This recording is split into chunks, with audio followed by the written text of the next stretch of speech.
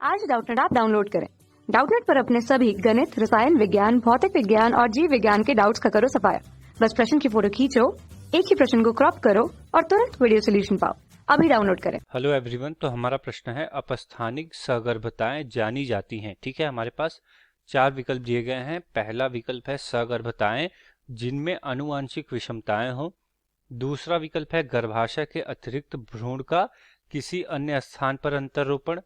तीसरा विकल्प है दोष मुक्त या दोष युक्त है यहाँ पर दोष युक्त भ्रूण का गर्भाशय में अंतररोपण। और चौथा विकल्प है सगर्भताएं जो हार्मोन के असंतुलन होने से अंत हो जाती हैं। ठीक है, तो देखिए बात करें सबसे पहले कि सगर्भता क्या होती है। ठीक है, किसकी हम बात कर रहे हैं? सामान्य सगर्भता की बात कर रहे हैं। ठीक है, तो देखिए होता क्या है कि जब निषेचन की क्रिया होती है, किसकी? निषेचन की। ठीक है, तो निषेचन में क्या होता है?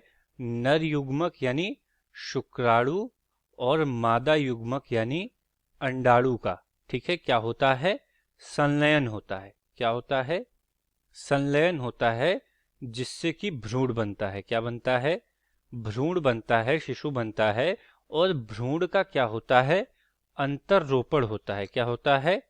अंतररोपण होता है। और बात करें कहाँ पर अंतररोपण होता है, तो ये अंतररोपण होता है गर्भाशय में। कहाँ पर? गर्भाशय में। ठीक है, देखिए प्रश्न में हमसे क्या पूछा है?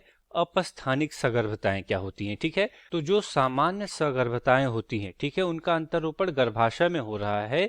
लेकिन जब भ्रूण का अंतररोपण गर्भाशय में नहीं होता है, गर्भाशय के अलावा किसी अन्य स्थान पर होता है। ठीक है, कहाँ पर होता है?